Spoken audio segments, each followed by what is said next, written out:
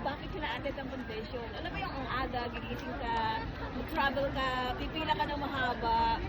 Those are a little bit of sacrifices.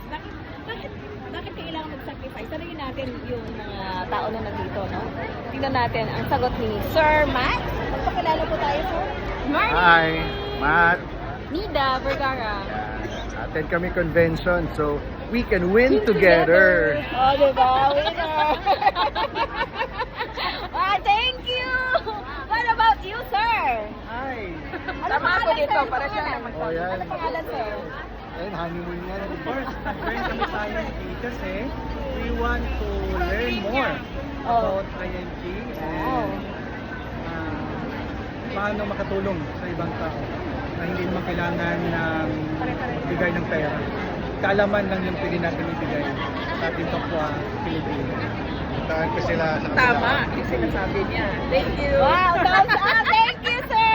And ma'am!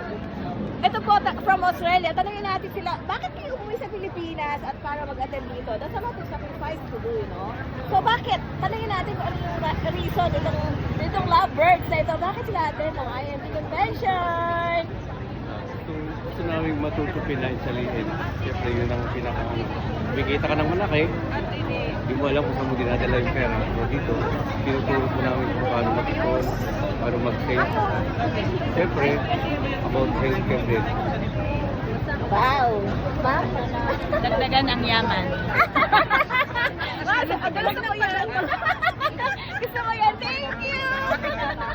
Thank you! Nasa na si Mary Ruth? Nagtago. Okay.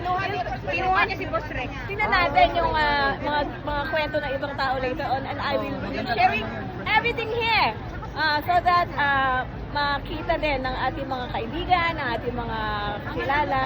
Ano nga ba yung ginagawa natin at bakit natin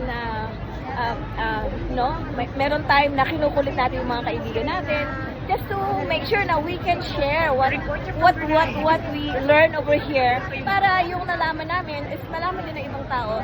In that way, nakakatulong kami na maging maayos yung takbo ng financial matter. Thank you very much and see you again.